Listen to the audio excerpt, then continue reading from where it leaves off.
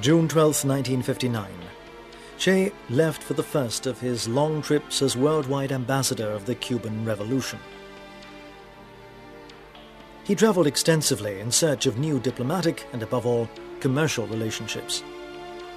Strict with himself, he decided to leave Aleida at home, but regretted it and wrote to his mother from India.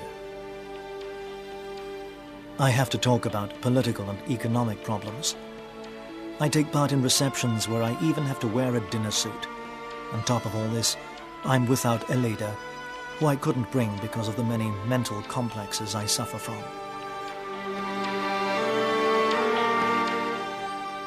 In the meantime, in Cuba, the nationalization of foreign enterprises and agrarian expropriations continued to develop. The United States became increasingly worried about the progress of relations between Cuba and the Soviet Union. Differences with Washington became increasingly clear. It was the most serious attack ever on Cuban soil. On March 4th, a French freighter laden with ammunition exploded. The weapons were bought from Belgium. 80 people lost their lives. Fidel Castro accused the United States, which immediately denied responsibility. 2 weeks later, Eisenhower approved a secret plan to overthrow Castro. There was widespread speculation about the United States' hostility towards the harsh methods used by the Cuban Revolution. These images fueled the Cuban anti-Americanism, and Fidel took advantage of the situation to justify his policy. Cuba assumed the image of the victim, and gradually, in the name of national security, the revolution changed face. The Americans radically reduced sugar imports, which provoked a reconciliation with the Soviets. On October 19th, the United States imposed a trade embargo against the island. 3 days after the announcement of the American embargo, Che Guevara left for his first journey to the communist bloc countries. He had to assure the sale of Cuban sugar and to obtain credit for the construction of new factories. In China, he was welcomed with full honors. On the airport runway, Vice President Zhou Enlai received him. But it was in the Soviet Union that Guevara stopped the longest. He visited Moscow, Leningrad, and even found time for some sightseeing.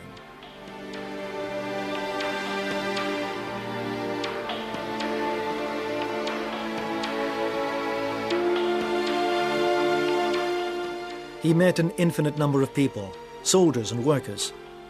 He watched a performance at the Bolshoi Theatre. He met Nikita Khrushchev. He was even invited onto the Presidium balcony in Red Square to admire the military parade on November 7th.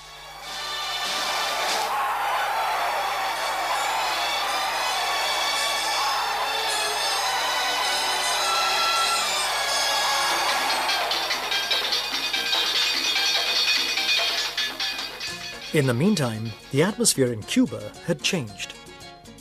The state now controlled banks, education, transport, industry, and agriculture. The humanist face of the revolution had become tougher, and well-off Cubans left the country.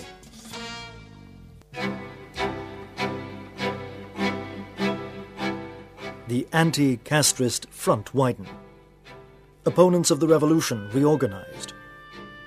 Old soldiers of the Batista dictatorship, landowners and rebel officials of the army. In all, there were 3,000 men. Officially, they were all United States agents. On April 15th, the CIA bombed the airports in Havana and Santiago. 7 people died. The already meager Cuban aviation lost 5 aircraft. It was a time of plots to assassinate Castro, attempts to subvert the new Cuban power with the support of the CIA, and the disastrous expedition to the Bay of Pigs endorsed by the new president, John F. Kennedy.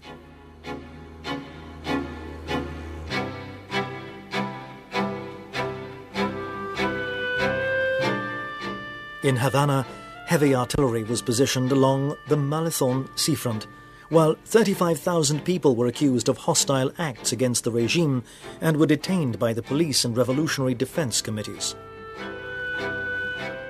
The CIA was hoping that an anti-Castrist insurrection would favor invasion. It didn't turn out that way.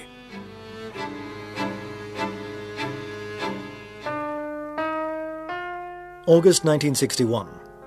At Punta del Este in Uruguay, a conference of the Organization of American States was held, and Guevara did everything he could to be noticed.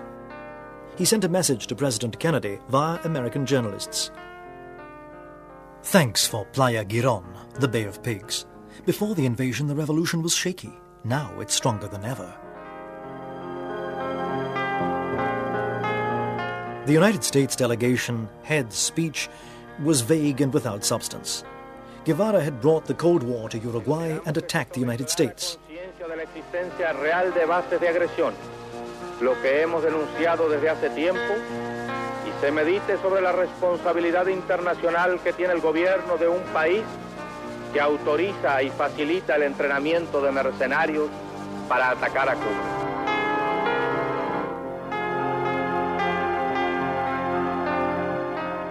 The reference to plots financed by the United States was crystal clear, and the consequences were just around the corner. America stopped all aid to countries maintaining relations with Cuba, and several months later, the Organization of American States expelled Cuba.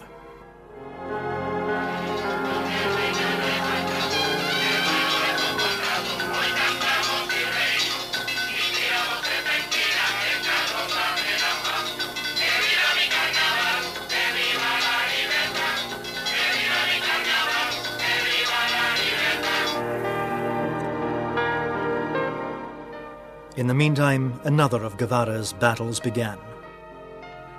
He promoted the creation of a new socialist man role model. He called it the New Man, an unselfish and solid figure prepared to give everything for the community. As a demonstration, he launched the volunteer work experiment. El trabajo voluntario es una escuela creadora de conciencia. Es el esfuerzo realizado en la sociedad y para la sociedad como aporte individual y colectivo y va formando esa alta conciencia que nos permite acelerar el proceso del tránsito hacia el comunismo.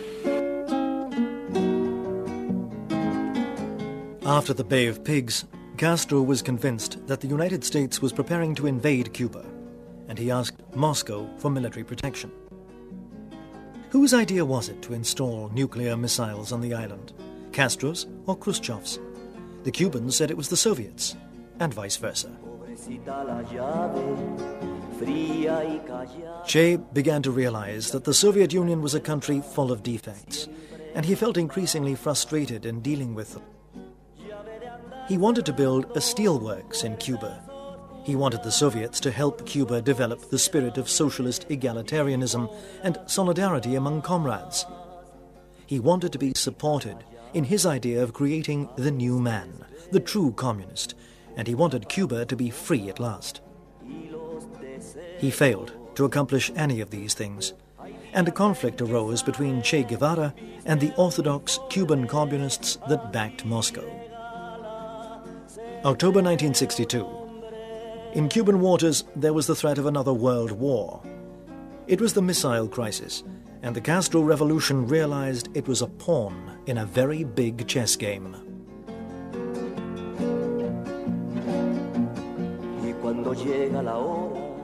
For Guevara, it was the sign that something had changed.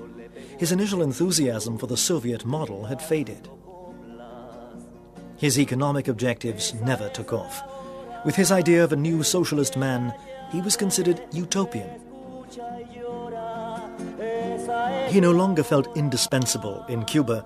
Guevara felt that the need to return to the battlefield of the worldwide revolution was stronger than ever.